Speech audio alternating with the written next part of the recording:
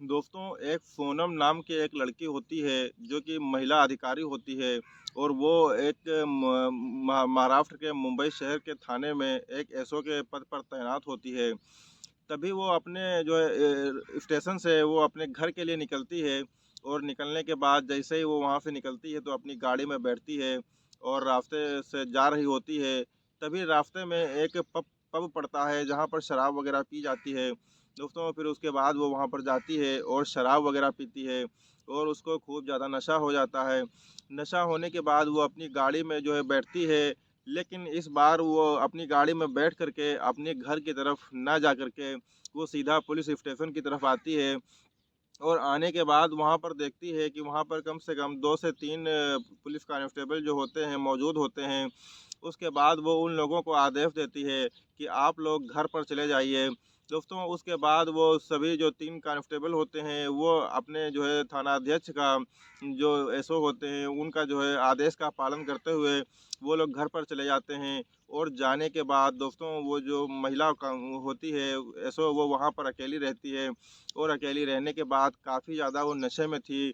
फिर वो जाती है एक जेल के अंदर, जो उसी के अंदर जो जेल होती है।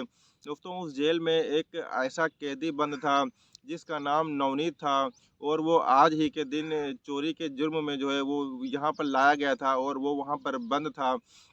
उसके बाद वो उस जेल के अंदर जाती है और जाने के बाद एक-एक करके अपने सारे कपड़े उतार देती है। और जब वो लड़का नवनीत इस चीज़ को देखता है तो वो बहुत ही ज़्यादा हैरान हो जाता है, बहुत ही ज़्यादा तंग हो जाता है। उसके बाद वो जो महिला होती है वो उसके ऊपर फ़ोर्स करती है अपने साथ शारीरिक संबंध बनाने के लिए। लेकिन तभी जो है कुछ ऐसा होता है कि वो इस बात से साफ-साफ इनकार कर देता है और कहता है कि मैं तुम्हारे साथ ऐसा कुछ भी नहीं कर सकता हूँ। दोस्तों, उसके बाद वो जो महिला होती है वो उसी नशे की हालत में उसी कमरे में सो जाती है और जब सुबह होती है तो वो उसके ऊपर जो है रेप का मुकदमा दायर करवा देती है। और उसके बाद जब कोर्ट में सुनवाई होती है तो सुनवाई में दोस्तों कैसे आखिरकार वो नवनीत नाम का लड़का वो जो है बच जाता है उन सारी चीज़ों से जिसके आरोप उसके ऊपर था। उस आरोप से वो कैसे बच जाता है। दोस्तों, इस पूरी कहानी को देखने के लिए आप हमारे साथ अंत तक ज़रूर बने रहिए। दोस्तों, आदाब, नमस्कार, मैं शादाब खान। अगर आप हमारे चैनल पर नए हैं तो प्लीज़ हमारे चैनल को सब्सक्राइब ज़रूर कर लीजिएगा और कहानी को लाइक कीजिएगा ताकि हमारा हौसला बना रहे। दोस्तों, आज की जो ये कहानी है, ये कहानी दरअसल महाराष्ट्र के मुंबई शहर की है। मुंबई शहर में एक थाना होता है और उसी थाने में ये सोनम नाम की जो महिला होती है, ये एसओ के पद पर तैनात होती है और इसकी सैलरी भी अच्छी खासी थी। इसकी जीवन में जो है किसी भी प्रकार की कोई दिक्कत नहीं थी। इनकी जो है शादी भी हो चुकी थी। इनके साथ में एक आदमी भी था। इनकी शादी को तकरीबन 7 से 8 साल का समय बीत चुका होता है। लेकिन दरअसल होता कुछ ऐसा है कि इनकी शादी को तो 7-8 साल का समय बीत जाता है, लेकिन जो इनका पति होता है, उनसे इनके रिलेशन अभी तक नहीं बन पाए थे। और इसके पीछे की जो सबसे बड़ी वजह थी, वो वजह ये थी कि जो इनका पति था, वो लड़कों में जो है इंटरेस्टेड था और वो अपने घर पर जो है कई सारे जो है अय्याश किस्म के लड़कों को लाता था और उनके साथ वो अपनी ज़रूरियात को, अपनी जिस्मानी संबंध को बनाता था और उसके एवज़ में उनको काफ़ी अच्छे खासे पैसे वो दिया करता था। हालाँकि इनकी जो बीवी थी सोनम, वो इनको जो है मना किया क्या करती थी, उनको समझाती थी, लेकिन उनको किसी भी चीज़ का कोई फ़र्क नहीं पड़ता था और वो उन्हीं लोगों से संबंध जो है बनाया करता था। इस तरीके से उसकी तो ख्वाहिशात पूरी होती रहती थी जिस्मानी, लेकिन सबसे बड़ी दिक्कत ये थी कि जो है उस सोनम की जो जिस्मानी ख्वाहिशात होती हैं, वो बिल्कुल भी पूरी नहीं हो पाती हैं। और उसके बाद कहीं न कहीं वो भी इतनी सीधी नहीं थी, वो भी जो है कुछ ऊट-पटांग करने की सोचने लगती है। और उसके बाद वो एक पुलिस ऑफ़िसर तो पहले से ही थी और जहाँ पर वो काम करती थी दोस्तों, अच्छा खासा पैसा उसको मिलता था और उसके बाद जो है कुछ अय्याश लड़कों के संपर्क में वो आ जाती है और आने के बाद वो आपने जो है क्योंकि जो भी उसकी ज़रूरियात होती हैं वो तो आपने जो सैलरी मिलती है उससे तो पूरी हो ही जाया करती थी। लेकिन जो जिस्मानी ख्वाहिशात होती हैं वो उसकी पूरी नहीं हो पा रही थी, जिसकी वज़ह से जो है वो कुछ लड़कों के संपर्क में आती है और आने के बाद वो उनसे जो है जिस्मानी संबंध बनाने लगती है और उसके बाद जो है उन लड़कों को होटल में ले जाया करती और ले जाने के बाद उनके साथ अपनी ज़रूरियात को पूरी कर लिया करती। इस तरीके से जो है वक़्त का पहिया घूमता रहता है और काफ़ी जो है समय बीत जाता है और ऐसा ही सब कुछ जो है चलता रहता है। एक दिन ऐसा होता है कि दरअसल सोनम का जो पति होता है, वो सुबह-सुबह 8 बजे के आस-पास वो अपने घर से निकल लेता है क अपने काम के लिए। तभी रास्ते में दोस्तों कुछ ऐसा होता है कि जो उसकी गाड़ी होती है, जिस गाड़ी में वो सवार था, वो गाड़ी अनियंत्रित होकर के एक डंपर से जाकर के टकरा जाती है। जिसमें जो है उसको काफ़ी ज़्यादा चोटें आती है।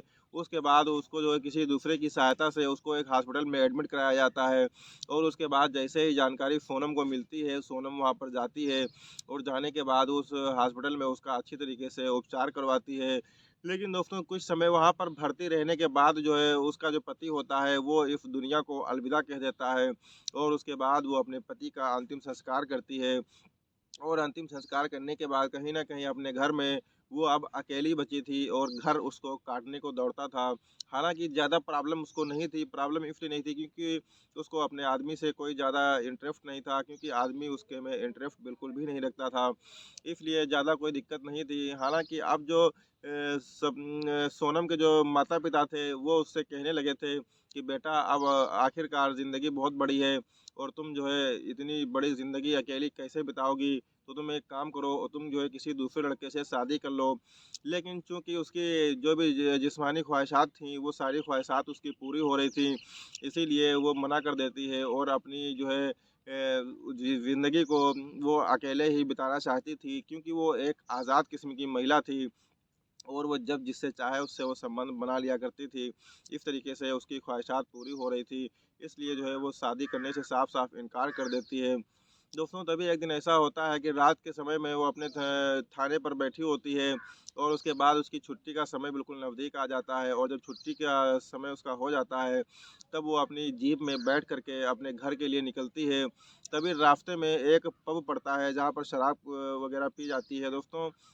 उसके बाद वो अपनी गाड़ी को वहाँ पर रोकती है और रोकने के बाद उस पब में जाती है और वहाँ पर शराब पीती है और इतना ज़्यादा शराब पी लेती है कि उसको काफ़ी ज़्यादा नशा हो जाता है।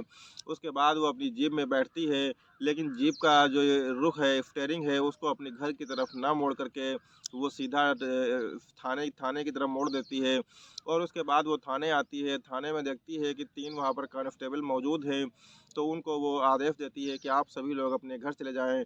दोस्तों वो कांस्टेबल वो अपने थानाध्यक्ष का जो है एसओ का जो है आदेश का पालन करते हुए वो सभी लोग अपने घर चले जाते हैं और जाने के बाद जो वहाँ पर महिला होती है सोनम वो अकेली बचती है और अकेली बचने के बाद वो जाती है सीधा जेल के अंदर और जेल के अंदर आज ही के दिन एक कैदी लाया गया था जिसका नाम जो है नवनीत होता है और उम्र तकरीबन 25 साल के आसपास रही होगी। वो चोरी के जुर्म में उसको पकड़ करके लाया गया था दोस्तों। उसके बाद जो है वो उस जेल में जाती है और जाने के बाद पहले अपने ऊपर के कपड़े उतारती है और जब वो नवनीत उसको देखता है तो दंग रह जाता है और क्योंकि वो गोरा बदन होता है, बड़े बड़े वक्षस्थल होते हैं उसके और जब वो नीचे की पैंट उतारती है उसके बाद वो नंगी हो जाती है और उसके बाद वो उससे छेड़खानी शुरू कर देती है। जब उसके साथ वो छेड़खानी शुरू करती है तो वो जो है इन सारी चीज़ों को इग्नोर कर देता है और उसके बाद वो सोनम नाम की महिला वो उसके ऊपर दबाव बनाने लगती है, फ़ोर्स करने लगती है कि ये हमारे साथ शारीरिक संबंध बनाए, लेकिन तभी वो साफ-साफ इनकार कर देता है। और जब वो इनकार कर देता है तो वो बहुत ज़्यादा गुस्सा हो जाती है और फिर उसी जेल के अंदर वो रात पूरी रात के लिए सो जाती है क्योंकि इतना ज़्यादा उसके नशा ही था। दोस्तों उसके बाद वो कपड़े पहन कर के सो जाती है और सुबह जब वो उठती है तो जब वहाँ पर पुलिस कांस्टेबल भी आ जाते हैं, फिर आने के बाद उसके खिलाफ जो है रेप का केस दर्ज करवाती है, मुकदमा दायर करवा देती है। उसके बाद कोर्ट में सुनवाई होती है। कोर्ट में जब सुनवाई होती है तो सभी लोग वहाँ पर पेश होते हैं। जो नवनीत का जो वो वकील होता है वो भी वहाँ पर पेश होता है, सभी लोग पेश होते हैं।